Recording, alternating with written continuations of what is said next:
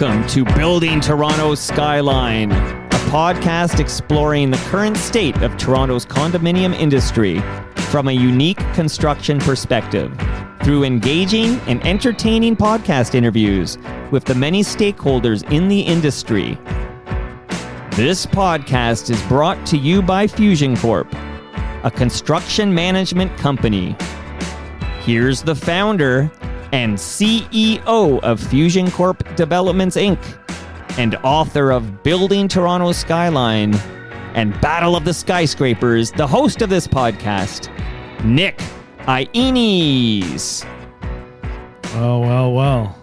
You did it. You did okay. Well, last time you told me I do the intro too slow, and then I only remembered that like 80% through that intro, so I had to speed it up at the end. Yeah, but I think Nick, you stalled a couple times. how you doing? And before we introduce our guest and find out how you're doing, see him, that would be great. you will. But I want to know if you've ever considered running for city council.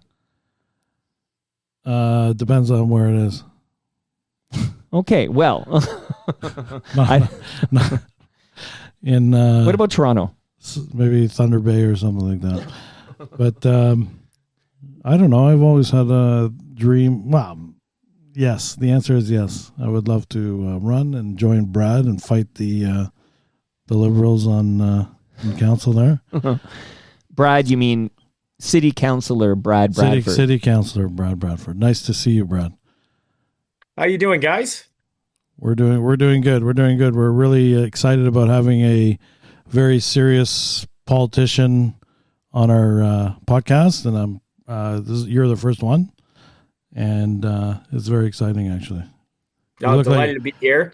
Lots of good stuff to talk about it, and you know, to Mike's question there, if you've ever considered it, it definitely sounds like you've considered it. So you know, if you ever want to chat about that, we can grab a coffee or that's great. or a Wow. Great Lakes beer. Oh, that's exciting. Very nice. Thank you. So yeah, I think I want to get rich first. That's the idea, and then I'll join politics one day. We'll see. But thank you for the exciting opportunity and invitation to discuss it with you further. So, Brad, I saw I checked you out on, obviously everybody knows who you are. You're very well known in Toronto. You know, you're pretty outspoken individual. You seem to be almost a lone wolf on city council, and which is pretty exciting. And I saw your name, you're a little bit about your background and your mother, and she must be an inspiration to you. I think she's an MP now, from what I understand. I don't know how long she's been in politics, but tell us a little bit about your background, and you know, let's get to know you a little bit better before we start asking those big questions. Yeah, sure. Appreciate that. Yeah, my mom raised 3 kids on her own, so I think that is a good life experience for anyone who's trying to make a difference through public office, you know, sort of understanding the struggles and the challenges facing families. For sure. Having that perspective is so important. I've known my mom my whole life, and yeah, she is a huge inspiration. She was a member of parliament, but was just recently retired by the voters in the last election. So no, it's all good. This is how it goes. You win some, you lose some. You win some, you lose some, and she won one and she lost one. But she's phenomenal, and for her, the opportunity to serve the residents down in her community was something really special, and I'm super proud of her. But yeah, you know, we were never a political family growing up. We never had a lawn sign up or anything like that. We would have dinner table political conversations because politics sort of affects all of us in our lives.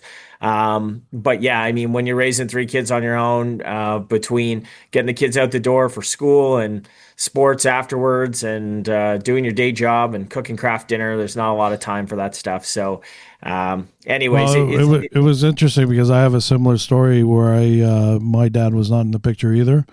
Mm-hmm. And my mom raised us, and it's you know, I think it sort of develops a good sort of strong personality in you, and you have a lot of respect for women as well, and you recognize that women are very strong people.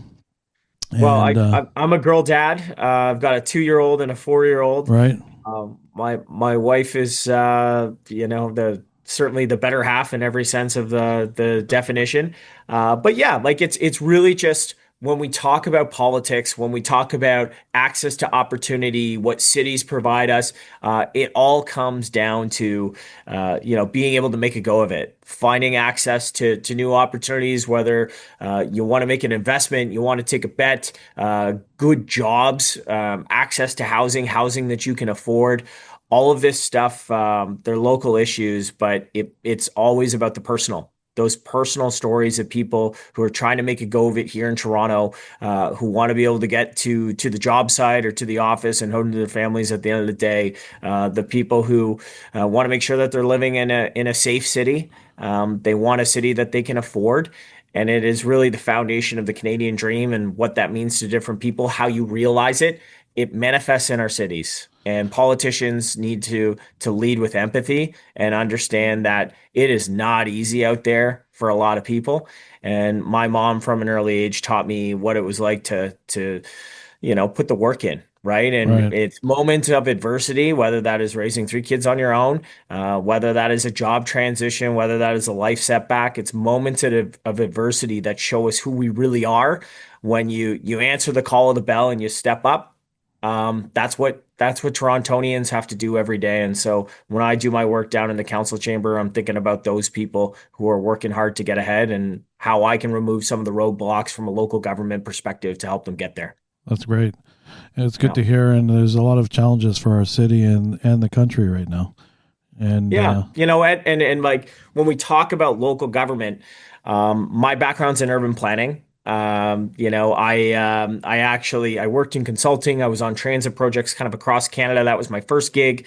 I went down to Boston, Massachusetts for a few years. I was doing some renewable energy policy down there, and then I came back and I worked in the chief planner's office at the city of Toronto, and yes, that was my first exposure to big bureaucracy as a bureaucrat, and some of the local politics. And so I approach this job now on the other side of the aisle as an elected official with a lens to the structures, the silos, the disconnect between some of our policies and the bureaucracy, and how that is at odds with realizing the potential that so many of us would like to see in Toronto, particularly on the housing file, which I know is a passion of yours and obviously a passion of mine. yes, And so, I got elected in 2018, and I ran on a pro housing agenda. I was running against a former New Democrat member of parliament that, really wanted to see status quo on major corridors like Danforth, wanted to see status quo when it came to housing in the neighborhoods. And it wasn't necessarily politically popular at the time to run on a pro housing agenda. I think we could talk about how that dynamic has changed in more recent years. for sure. But you got to know where your values are and who you're fighting for. And we put that on the table. And, you always talk about how every vote matters. But on election night, 37,000 votes were cast in that election. And I ended up winning by, I think, about 286. So, show up, go out and vote, and make Makes a sure that your difference. voice is heard. Makes a difference for sure. And so I'm going to ask you actually, here's my biggest gotcha question probably of the day. Are Okay. you red? Are you blue? Are you purple? Yeah, you know what? I'm probably more on the purple side of things, I suppose. But like a lot of Canadians, I voted for different parties in different elections. And that's because sometimes I vote for the local candidate. Sometimes I vote for the national ticket or the provincial ticket. Sometimes there's a particular policy issue that I think is really important. And so I'm going to vote and stand up for that. All right. Sometimes I've been a strategic voter, i.e., which is the least bad option. And so, I think the vast majority of Canadians are not hyper partisan and fall in that bucket of it's a competition of ideas, and the best ideas is where I often put my X. Yes. But we wrestle with that, and every election is different. Each level of government is different. I've switched on my ticket for different levels of government as well, like a lot of Ontarians. So yeah, I've never been a member of a political party. Are you more right leaning though? Would you say a little bit? I'd put myself in the common sense bucket, and not to just use like whatever hyperbole language, just like at a local government level, I want to focus less on the performative stuff, and I want to focus on the real solutions that will actually yield the outcomes that we say we want to realize. Yeah. And so when you talk about the housing stuff, like there's a ton of different things that I've been leading on to make it easier to build the type of housing that we say we want to see.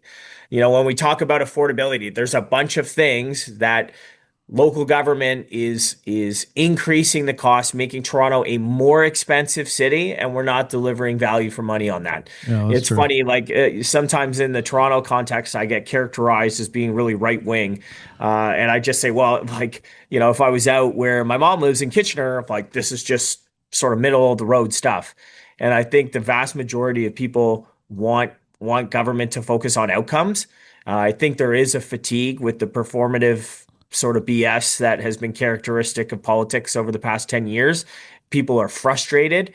They want to see real results, and announcements and photo ops is not enough anymore. So I'm committed to the work, but I've never been a member of a party. I see myself as sort of a pragmatic guy who just wants to get shit done. Yeah, that sounds very cool.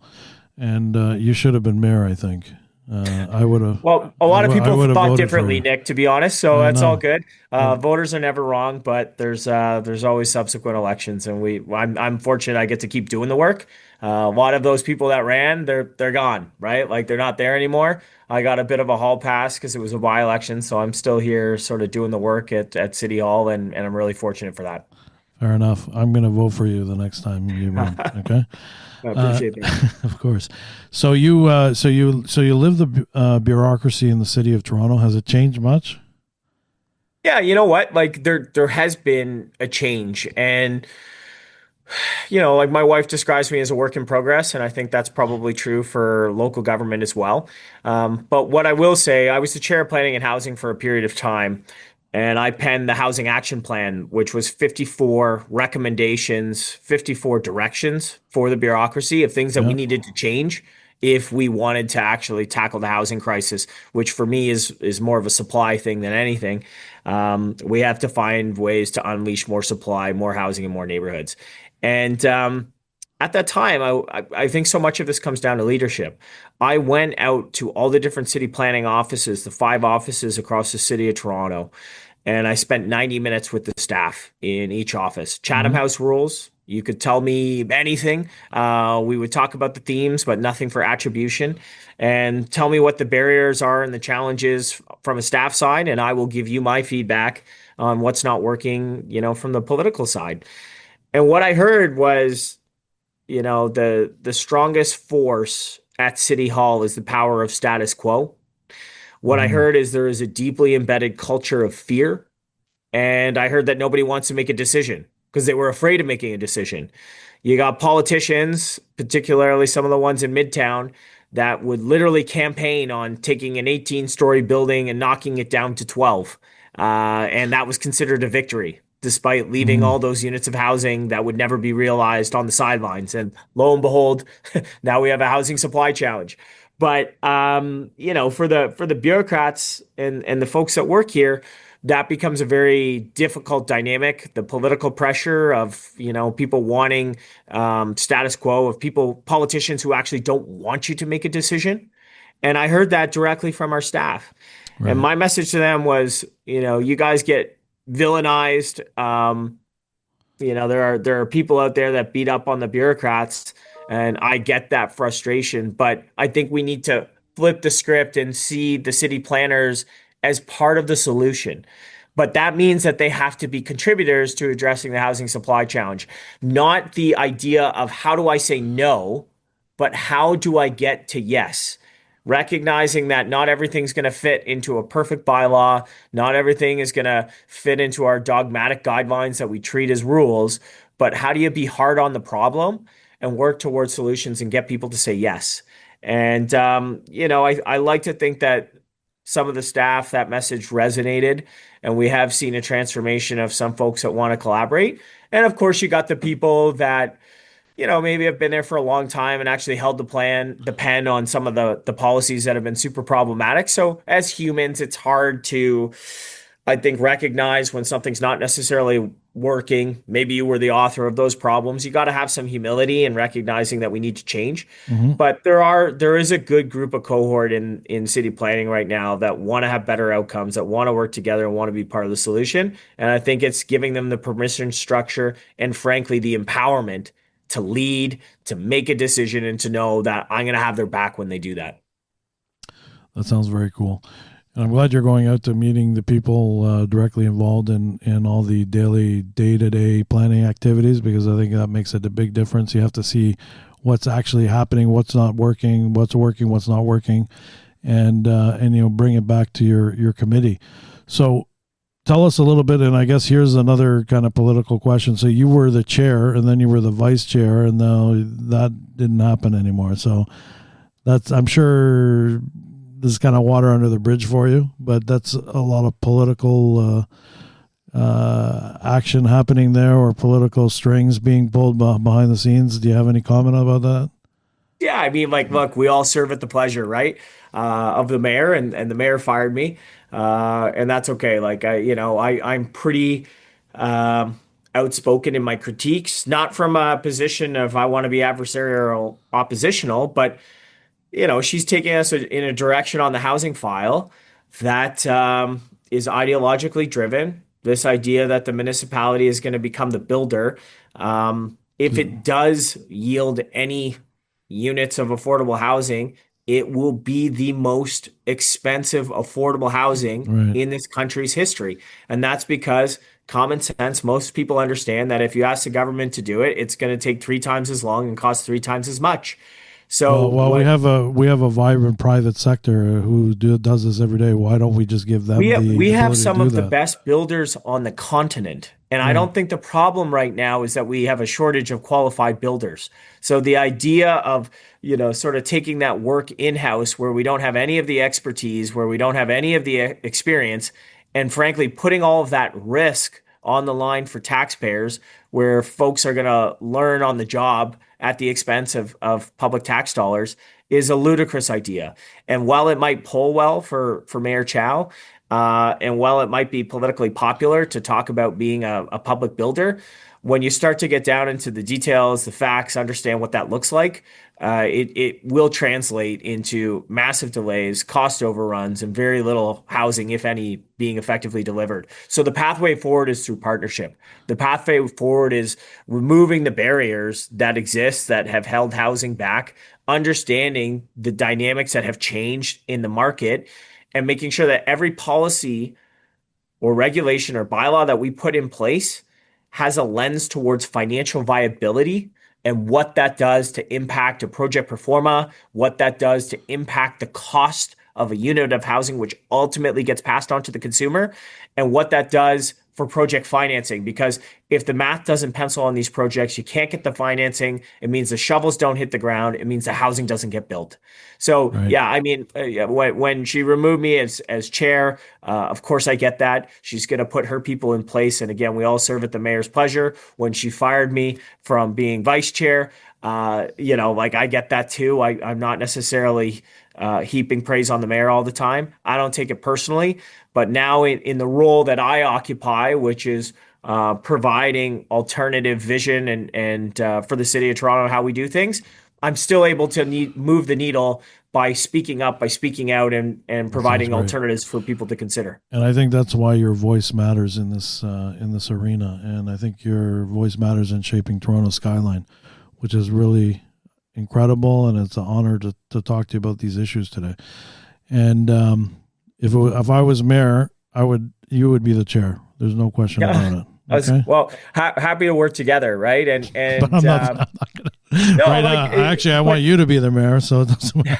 well, no, but this is it, right? Like, you want to empower your people to go and lead. And I think that is something that you look at the past 10 years in Toronto and governments at all stripes, even federally right now, you have to put engaged and smart people in positions and delegate for them to lead, because all Yes. of us as humans have capacity.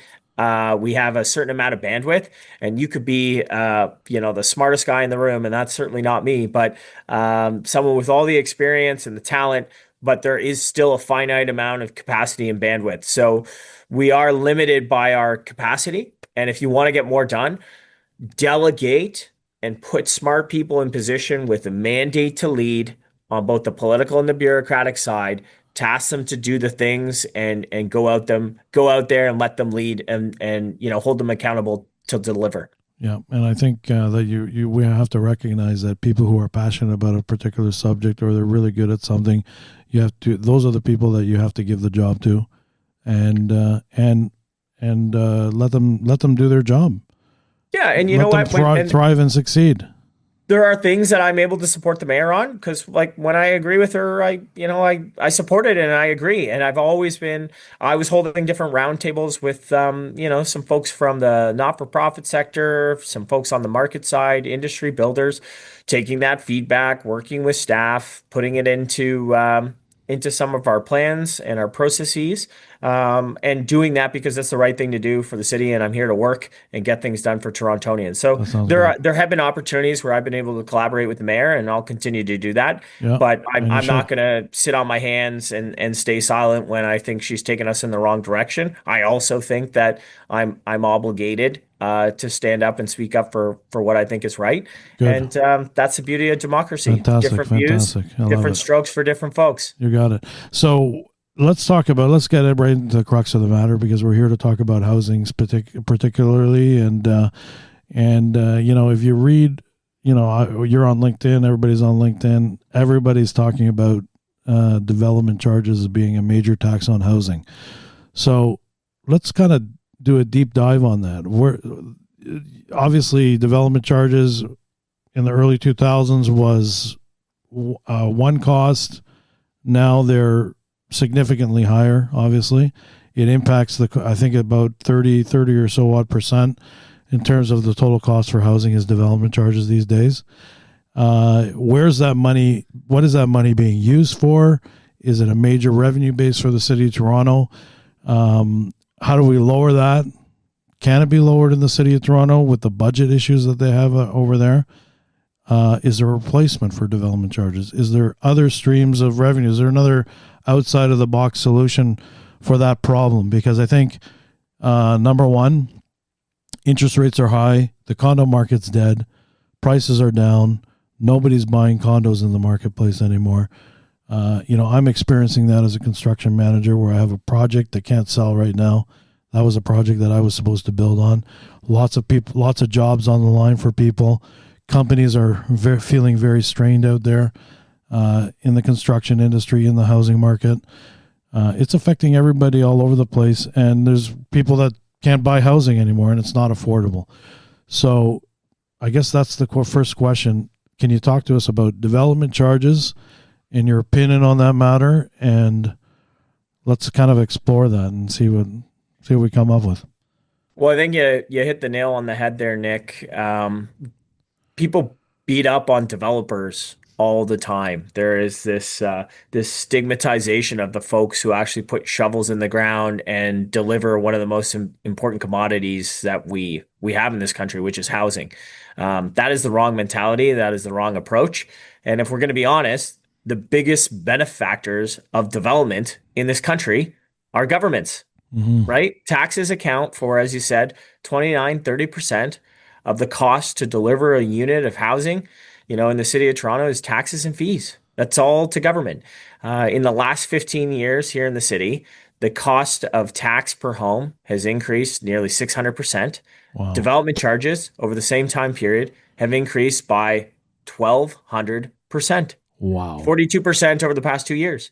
And so, it's no wonder that we have a housing affordability crisis when 30% of the cost is taxes and fees. And so I can't control the cost of labor. I can't control the cost of materials. I can't even control the cost of land.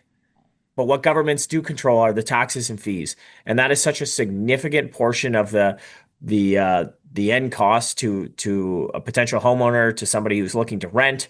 We talk about affordability on one hand, but governments are single-handedly having some of the biggest impacts driving the cost of housing up with taxes and fees. So development charges at the local level are a big part of that. And I think municipalities, for a variety of reasons, but have gotten fat on the back of development charges I think that so. disproportionately affect new home buyers, first-time home buyers. In Toronto, we also have the additional land transfer tax, so you get whacked twice at the city of Toronto, which is almost like paying 12 years of property tax upfront at a time when you're trying to close on your unit, at a time when probably every penny that you have is going forward for that down payment, where you're trying to put together 20% to go down on it, and then we whack you with a double land transfer tax. So local governments have really leaned into that, and I think used it as a tool to frankly be sloppy with the pennies on other files. Used it as an additional revenue stream, and people aren't getting the outcomes. I think that they ought to from development charges. And the best example of that, in terms of investment of infrastructure, the best example of that is, we've got $3 billion in development charge related revenue sitting in reserve accounts in the city of Toronto. Now, in defense, our Wow. CFO will say, well, yeah, we got $3 billion sitting in the bank account, but we have $6 billion booked to it in terms of capital commitments. Well, okay, that's fine. But it goes back to some of the challenges here of local government orchestrating and running projects. Our procurement process is so terrible here. We get taken to the cleaners all the time. It is so difficult to bid on work at the city of Toronto. We have very few applicants, very few bidders who want to do the work here. And as a result, projects are constantly delayed, as we've seen in the housing sector and other industries. Costs have escalated due to inflation and other factors through the roof over the past 5 years. So the cost of delay is very significant when you account for increasing labor costs, increasing inflation, increasing material costs. And that's why we have this huge delta between the $3 billion collected and the $6 billion that's attached to it. And at the end of the day, I think we've used development charges as a cash cow and a catch-all for all sorts of different things. But it's not a sustainable financing model for the infrastructure that cities need to deliver. And part of that is cities getting their own financial house in order so that they can do things faster and for less money than what our historical track record has suggested. Well, you know what? I deal with private companies. I don't even deal with them. I never bid public work ever because it's such a pain to even do it. You have like 10 or 15 bidders, is very competitive as well. And it just doesn't make sense. So I stay away from the it. liability and the financial riders and all this sort of stuff that you have to do to just to even be a qualified vendor to bid in the city of Toronto. Like the It's too municipalities much. in the GTHA are a lot easier to work with. Yep. And so people say, I'm going to save myself the time, the aggravation, the traffic, getting in and out of Toronto. All my trades are living in the 905 anyways. We'll just do work out there. And, as a result, Torontonians pay more for the people who are doing work here because there is a Toronto premium because people don't want to do that work. And it just means everything takes longer and costs more money. Another question, a lot of people are talking about the missing middle housing. That seems to be a big sort of topic of discussion these days. I hear there's some planning initiatives in place where major streets are intensified slightly with very few or little approvals required. Can you tell us what are the opportunities for the missing middle housing these days? Yeah, missing middle is kind of a catch-all term that if you look at how Toronto and our Skyline has grown, it really is a result of planning policy. And maybe that's not super surprising, but when Toronto amalgamated, there was a big push to have one consolidated official plan, one official plan that accounted for all the different boroughs and was going to be the way forward for this new big amalgamated city of Toronto, all 640 square kilometers. And the deal that was effectively struck at the time was to say, we're going to direct the growth to what we called the urban centers. We are going to direct the growth to our avenues. We're going to have a mid-rise form there, and we're going to keep the growth out of the neighborhoods. So, vast swaths of the city were going to effectively be static. They would be zoned for single detached houses and nothing else. And so what's happened in the 20 years since Well, we've seen a ton of growth and investment and development at those centers. You have very tall towers, and then the neighborhoods have largely stayed the same. I mean, people have made their houses bigger, they've done additions. There's been some severances, but for the most part, it's been a pretty consistent urban form in the neighborhoods. Hmm. And so you ask the missing middle, that mid-rise form, what happened to that? We said we wanted to be the mid-rise city. We said we wanted to be like, brownstones in New York or Paris or Washington, D.C. Well, all of the experts, in city planning and the bureaucracy, enabled and empowered by the politicians, made it so difficult and financially impossible to build that type of housing. In a city that had more investment and growth than anywhere else on the continent, over that 20-year period, we only had like 120 mid-rise buildings built. Hmm. And that's because the math doesn't work. We make it as hard to build a 6-story building as building a 60-story building. It's all the It's same true. studies It's and true. requirements, for garbage and for loading, ingress, egress. Then we add an angular plane that starts That taking away makes, yeah, units of exactly. housing, and all of a sudden the math doesn't work. And So, I've built some of those houses too, and we're yeah, actually a it's mid-rise tough. we're a mid-rise construction management company too. So I would say it's the same amount of work whether you're building a smaller building or a larger building, but the requirements, as you said, they're very similar still that apply to these types of buildings. So so And what it exactly. And so, like the market is people are going to invest where it makes sense. And as much as everyone likes to beat up on developers and they like to use language like, oh, corporate greed, you can't finance a project if it is not profitable. The bank will not they loan won't you get the money money, to lose money on a project. of course. And that, it's a bit frustrating because 1 + 1 = 2, right? And yet you have this political narrative that is perpetuated by politicians and Twitter, that it's all about corporate greed. No, it's all about projects that pencil and things that make sense. So is that changing now, Brad? It is. It is. So when I was the chair of planning and housing, I put together something called the Housing Action Plan. It was 54 recommendations, and a lot of them were focused on missing middle and removing those barriers that have been an impediment to financial viability of these types of projects. And, I don't think we've seen the full outcome of that because all the different market conditions and challenges that we're facing right now. But I view it as setting the table to unlock that potential once conditions improve. And that is things like removing the angular plane requirement, easing some of the setback requirements, coming forward with as of right zoning on avenues or our new policy around major streets. It requires somebody to roll up their sleeves and get in there on the details. When staff brought our major streets proposal forward, it's really about kind of like a 6-story as of right form on things that weren't designated as avenues in our official plan, but still were a pretty large street. Hmm. Staff originally came forward with a unit cap of 30 units.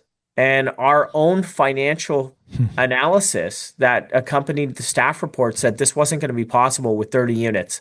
But because, the politics were such that they felt 30 was easier to get through than 60, they brought a recommendation forward for 30 units. And I said, out of frustration, I am so sick and tired of proposals coming forward that are dead on arrival.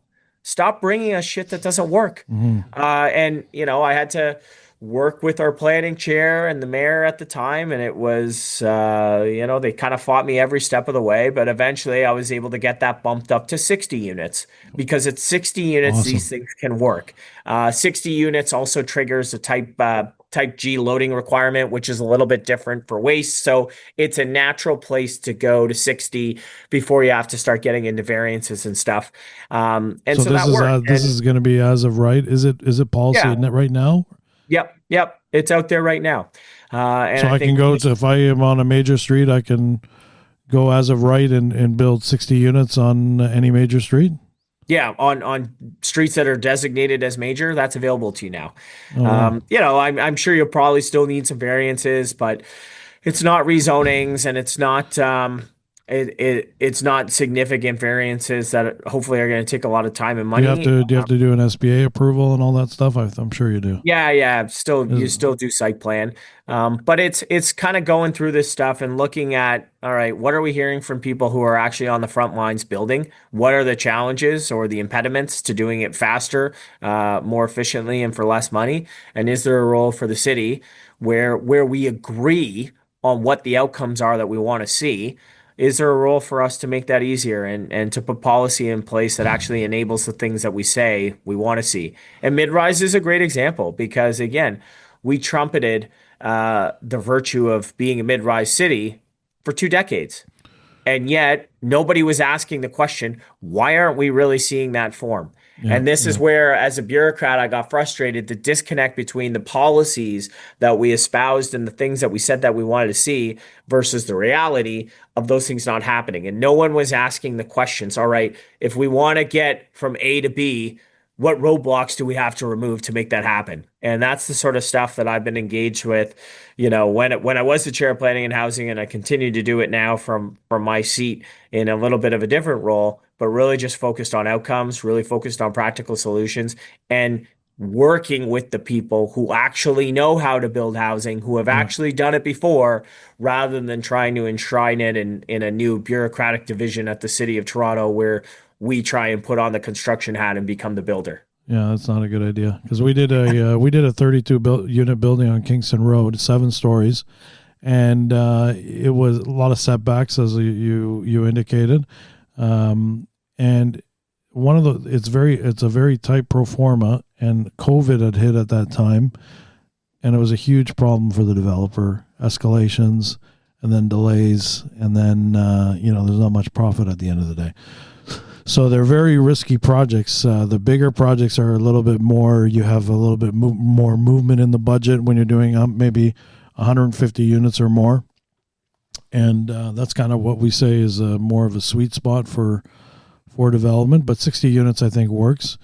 And I think what you proposed is a great thing. And I think Mike's going to write a check right now. We're going to go JV on a project, right, Mike? I'm taking out my checkbook right now, Nick. You're gonna do a severance on that big Etobicoke lot that you got out there, Mike? Sorry, I didn't mean to dox you. No. Yeah. Shout out to New Toronto.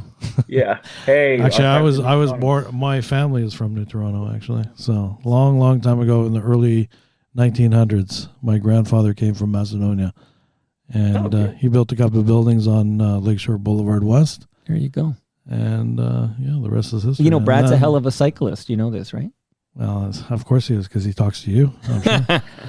But I like going for a spin out there in the West End. They got some great bike that's paths. great. You look like you're like really in great shape, and you're doing a great job, and that's amazing.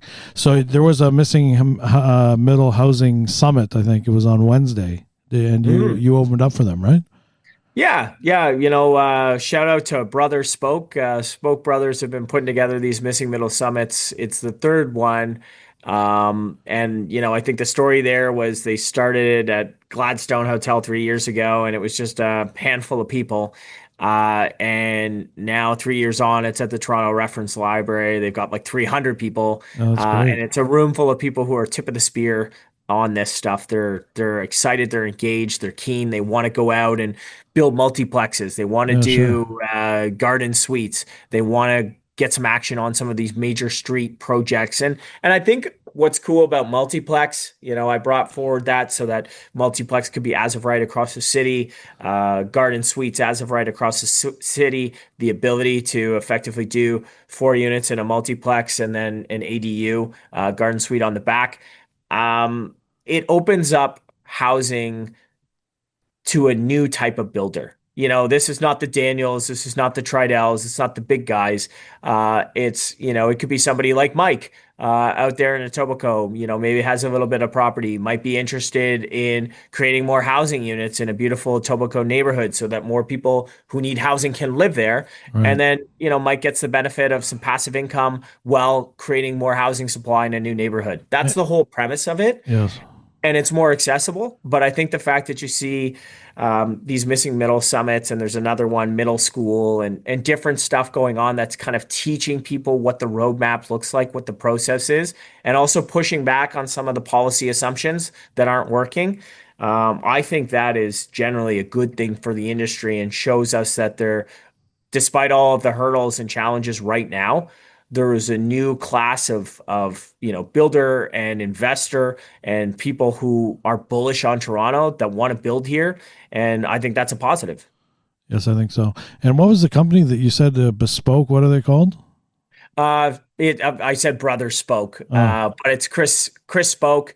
oh, Brothers Actually, Spoke. Okay. I don't know what their company is called. Actually, I should know that, but they are Are they they're the guys that developer? host that summit. Are they developers or what other? Or are they just I think they're event kind of guys? like exactly what I was just describing. It's two brothers, and they're putting their time and their talent and their treasure on the line, and going out to Build housing find for Toronto. sites that might be in that major streets um, sort of area or multiplex, and working with some friends and some investors to bring new housing projects online. Nice.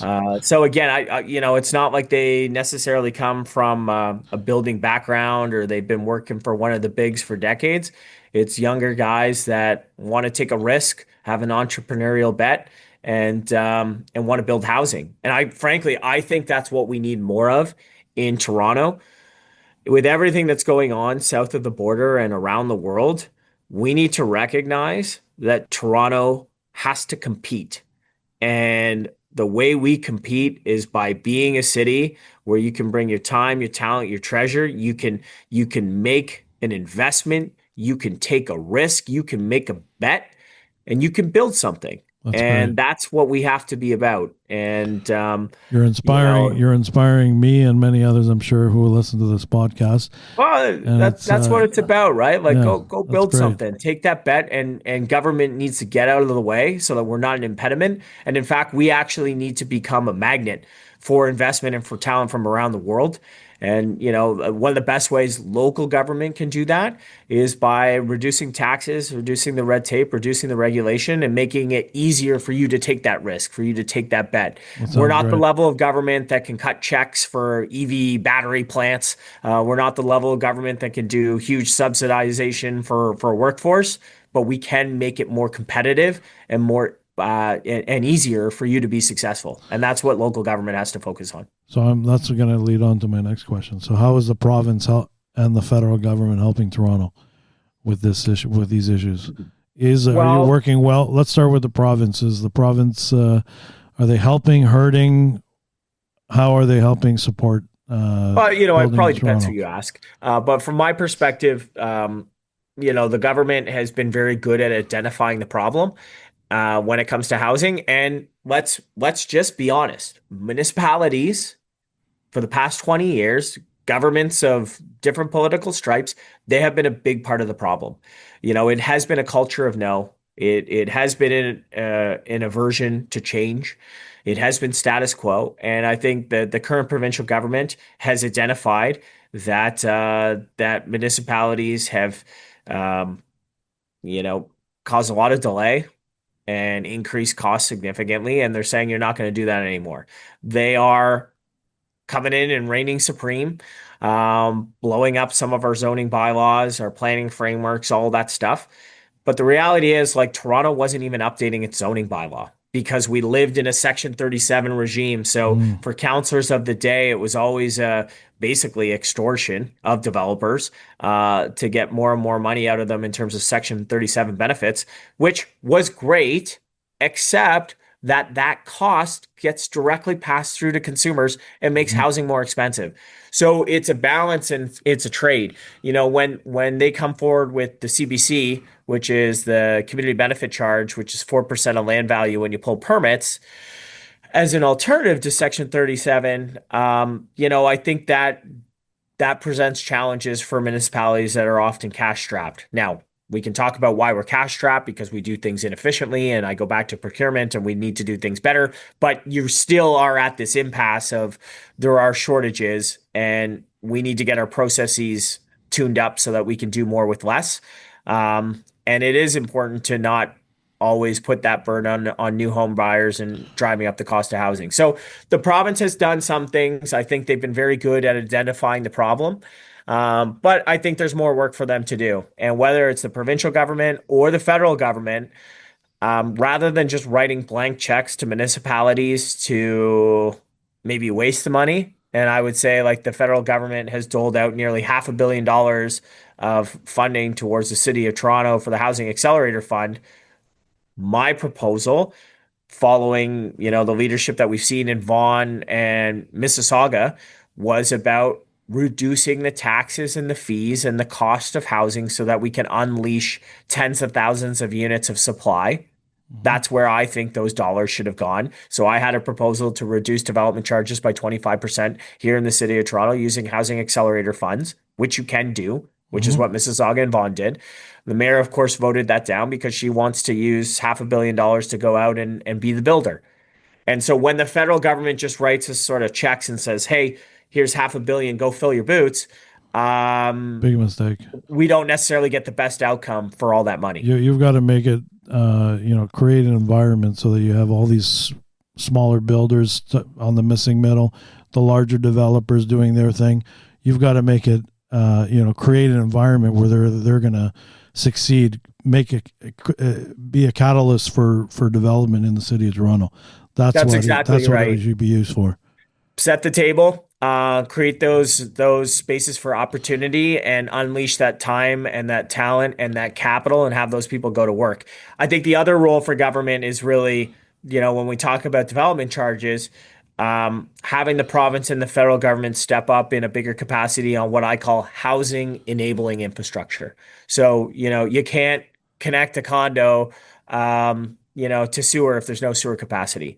We can't build 30,000 units of housing in the Portlands if there is no higher order transit, waterfront LRT to move those people. Yes. And so those are big ticket items. And again, I call it housing enabling infrastructure. If they could start writing some checks and get involved and put shovels in the ground on those types of infrastructure things that enable us to have more housing, that enable us to have density that is actually livable and functioning density in a growing city. Federal government and provincial government, of course, having taxation powers tied to income, tied to revenue, they are better equipped to write those big checks, to carry the debt, to drive those projects and to finance them. So do we need a Department of Government Efficiency in Toronto? Is that what you're saying? Are you going to head that up? Well, that's a different conversation. I think the Doge branding is dead, and I think Elon Musk is probably the wrong spokesperson. But look, the idea of less regulation requires less regulators, less bureaucrats. Absolutely. The staff capacity here has grown by 25% over the past couple of years. That's a significant increase to our operating cost.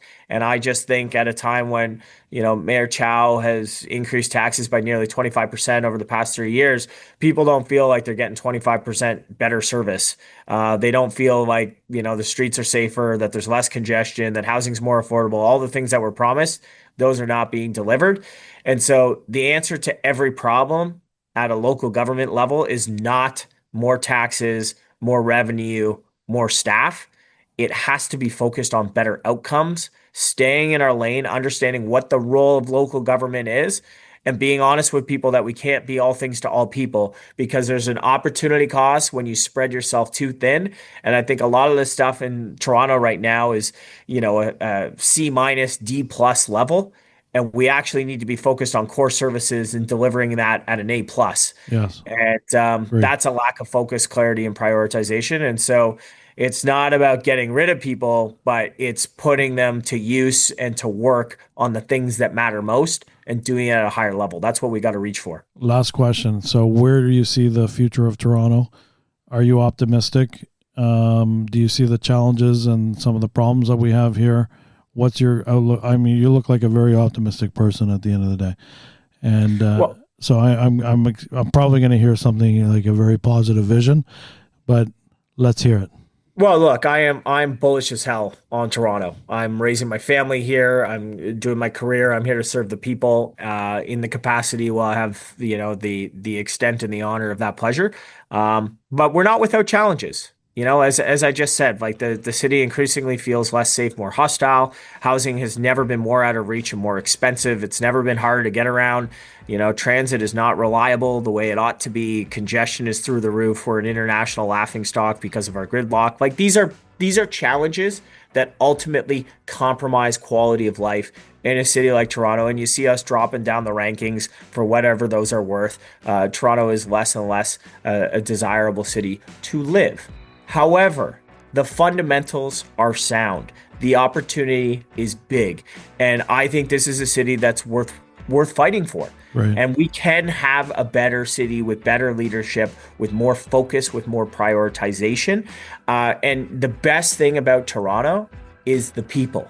There are so many fantastic people from around the world that want to make those bets, want to take those risks, want to be entrepreneurs, grow the tax base, increase jobs, unleash our potential. And we need to focus on doing more things that enable our talent, unleash our potential, and allow us to step up and compete and realize that dream of being a top 5 world-class city, rather than settling for the mediocrity and a resignation towards status quo that has kind of been the hallmark of Toronto over the past 10 years. That's not good enough. That's why I'm going to keep fighting to make the city better. And that's why I'm bullish on the future here in the city going forward. All I got to say is fantastic. And it's been an honor and a pleasure to talk to you today, Counselor. And hopefully one day I'm going to get to call you Mayor one of these days. Well, we'll see. We'll keep fighting. Thanks for having me, Nick. It's been a slice, and we'll see you soon for that beer. Yeah, sounds great. And thank you for listening to Building Toronto's Skyline, a podcast exploring the current state of Toronto's condominium industry, proudly brought to you by Fusion Corp Developments, Inc. Please share, like, and subscribe. See you again right away, Nick. We're going back to back again, like the Blue Jays in 92, 93. So don't you go anywhere.